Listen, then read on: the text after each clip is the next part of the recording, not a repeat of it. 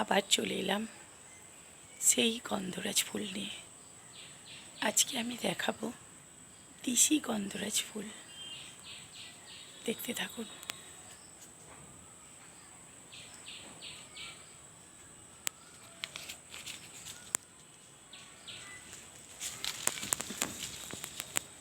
পেরেছি, এই হচ্ছে আমার দেশি গন্ধরাজ। প্রচুর ফুল ফোটে, প্রচুর। বর্ষাকালে আরও বেশি, পাতার থেকে ফুল বেশি। এবার দেখাবো দেশি গন্ধরাজ, এবার দেখাবো হাইব্রিড গন্ধরাজের ফুল। দুটো ফুলের তফাৎ দেখুন। এটা কত বড়, এটা আরও বড় হয়, অনেক বড় হয়।